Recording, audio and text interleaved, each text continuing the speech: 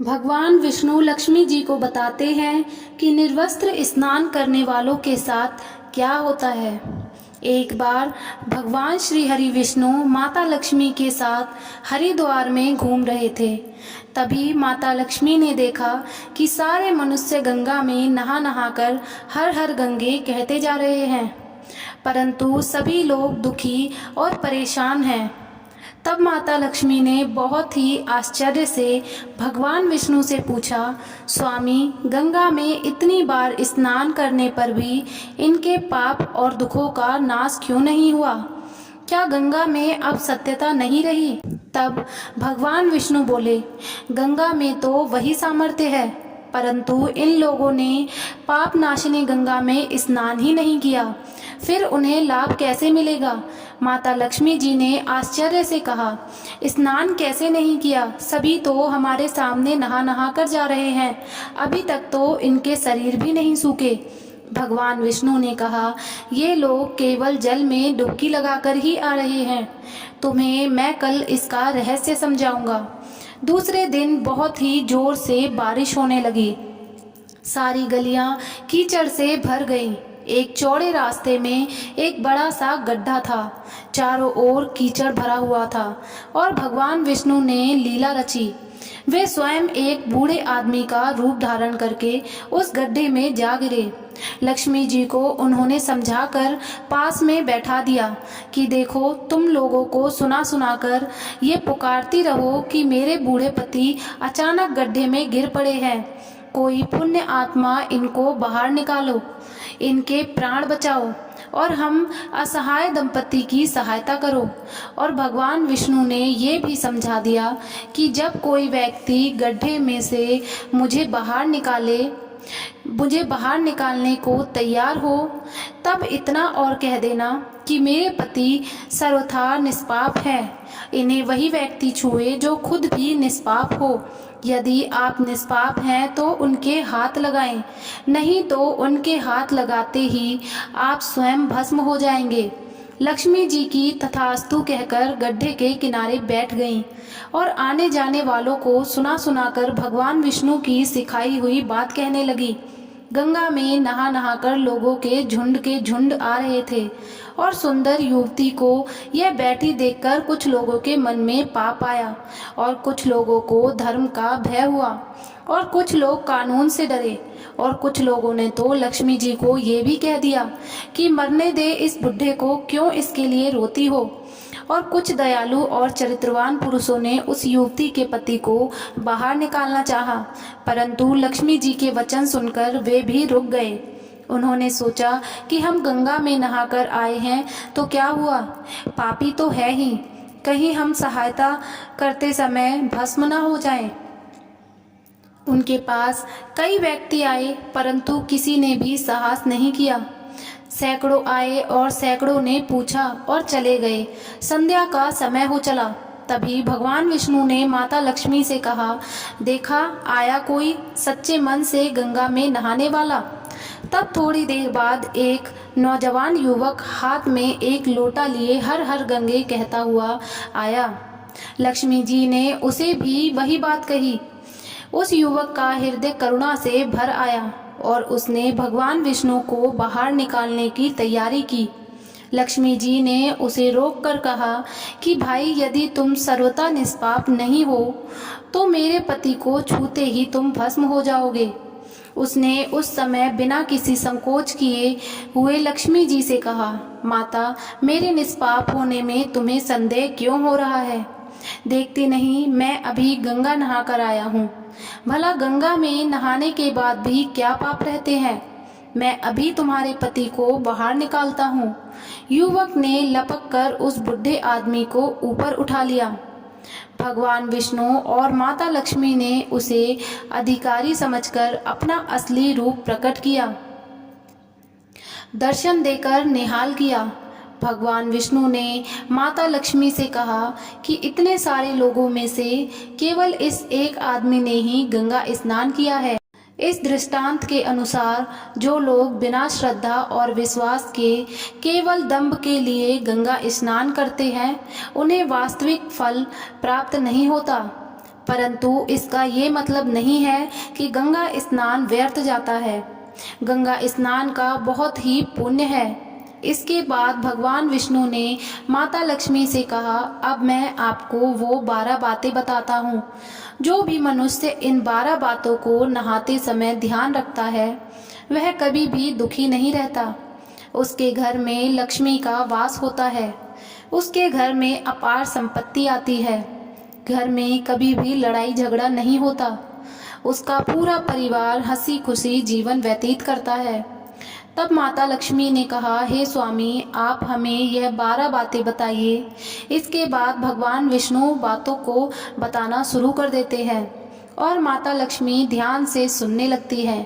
इसके बाद भगवान विष्णु बताते हैं कि हे प्रिय, ये 12 बातें बताने के बाद मैं एक और बात बताऊंगा कि जो औरतें कपड़े खोल कर नहाती हैं उनके लिए ये बात बहुत ही महत्वपूर्ण है। हे देवी, आप इस बात को बहुत ही ध्यान लगाकर सुनना।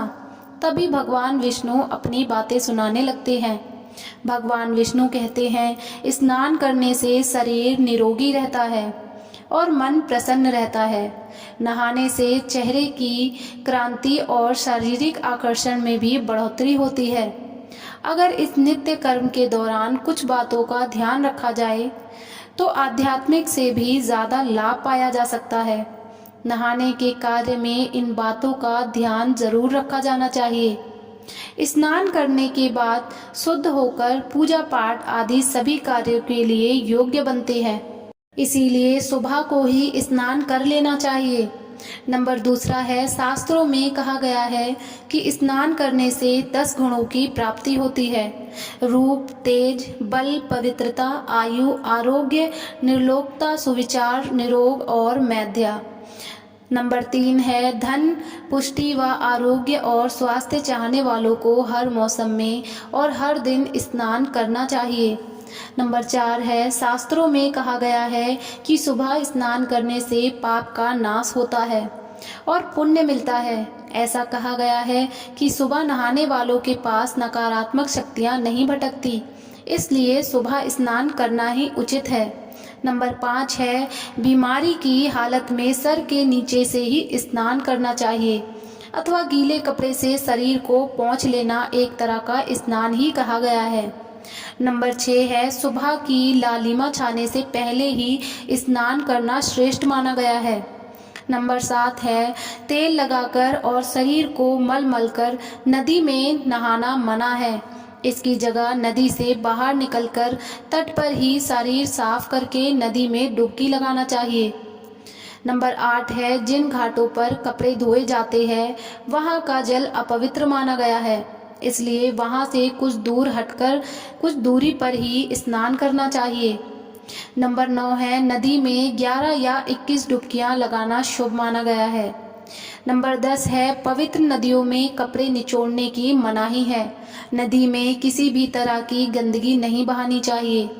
नंबर 11 है, नल की तुलना में झरने का पानी और झरने की पानी से ज़्यादा नदी का पानी, नदी के पानी से ज़्यादा किसी तीर्थ का पानी और तीर्थ के जल से कहीं अधिक गंगा जल श्रेष्ठ माना गया है। नंबर 12 है, गंगा माता का कथन है कि स्नान करते वक्त कोई चाहे जहाँ भी मेरा स्मरण करेगा मैं वहाँ के जल में आ जाऊंगी। इसके बाद भगवान विष्णु ने कहा, अब मैं आपको उन औरतों के बारे में बताता हूँ जो औरतें कपड़े खोलकर स्नान करती हैं। हिंदू धर्म शास्त्रों में हर एक चीज़ के लिए कुछ नियम बनाए गए हैं। इन नियमों में से एक है स्नान को लेकर की गई बातें। ऐसा माना जाता है कि आम व्यक्ति को शास्त्रों के नियमों का पालन ज़रूर करना चाहिए, जिससे उनके घर की सुख समृद्धि बनी रहती है और खुशहाली आती है और साथ में अपार धन बरसता है। माता लक्ष्मी प्रसन्न होती है। दरअसल हमारे शास्त्रों में ऐसी कई बातें लिखी हुई हैं जिनका हम सदियों से पालन करते आ रहे हैं, लेकिन उनके कारणों के बारे में हमें अभी भी पूरी जानकारी नहीं है। ऐसे ही नियमों में से एक है निर्वस्त्र स्नान करना। आपने अक्सर घर के बड़ों को ऐसा कहते सुना होगा कि कभी भी बिना कपड़ों के यानी कि निर्वस्त्र स्नान नहीं करना चाहिए। पौराणिक कथाओं की बात करें तो निर्वस्त्र स्नान की मनाही का एक सबसे बड़ा कारण भगवान श्री कृष्ण के समय से जुड़ा हुआ है। पौराणिक कथाओं के अनुसार एक बार जब गोपियां सरोवर में स्नान कर रही थी और वे निर्वस्त्र थी, उस समय बाल कृष्ण ने गोपियों के सभी वस्त्र छुपा लिए।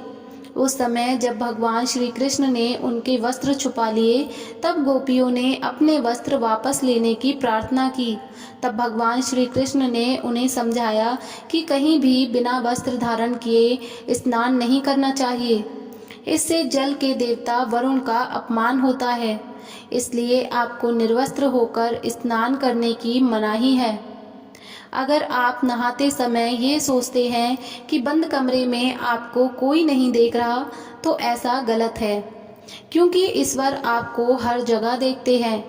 और यदि आप निर्वस्त्र होकर स्नान कर रहे हैं, तो यह मुख्य रूप से जल के देवता वरुण का अपमान करने जैसा होता है। निर्वस्त्र स्नान से आपको पाप लगता है और आर्थिक एवं शारीरिक नुकसान भी पहुंच सकता है। यदि आप निर्वस्त्र स्नान करते हैं तो आपके शरीर पर नकारात्मक ऊर्जा प्रवेश कर जाती है और आपकी मानसिकता भी नकारात्मक हो सकती है। इसलिए हमेशा आपको यही सलाह दी जाती है कि आप नहाते समय कोई एक कपड़ा ज़रूर धारण करें, लेकिन बिना कपड़ों के स्नान नहीं करें, तभी आपके लिए बेहतर होगा। निर्वस्त्र स्नान करने से शरीर की सकारात्मक ऊर्जा शरीर से बाहर निकल सकती है और इसका प्रभाव आपके शरीर के साथ आपके मन और मस्तिष्क पर भी होता है। गरुड़ पुराण के अनुसार जब आप स्नान करते हैं तब आपके पितृ यानी मृत पूर्वज आपके आसपास मौजूद होते हैं। यदि आप निर्वस्त्र स्नान करते हैं तो आपको पितृदोष लग सकता है। ऐसे स्नान करने से आपको पितरों की तृप्ति नहीं मिलती और यह घर में पितृदोष का कारण बन सकता है। और यह वस्त्रों से गिरने वाले जल को ग्रहण करते हैं, जिनसे उनकी तृप्ति होती है। निर्वस्त्र स्नान करने से पितृ अतिरिक्त नाराज होते हैं, जिनसे व्यक्ति का तेज, बल, धन और सुख नष्ट होता है। इसलिए कभी भी निर्वस्त्र होकर स्नान नहीं करना चाहिए। पुराणों के अनुसार नहाने वाला पानी पूर्वजों के हिस्से में जाता है और निर्वस्त्र होकर नहाने से इसे पितरों के समक्ष बिना कपड़ों के नहाना माना जाता है। शास्त्रों में ऐसी मान्यता है कि यदि कोई निर्वस्त्र स्नान करता है तो माता लक्ष्मी उससे रूठ सकती है। इससे आपकी कुंडली में धन हानि के योग बन सकते हैं और आपकी आर्थिक स्थिति खराब हो सकती है। इसी कारण से आपको निर्वस्त्र स्नान ना करने की सलाह दी जाती है और शास्त्रों में भी इसी बात की मनाही है।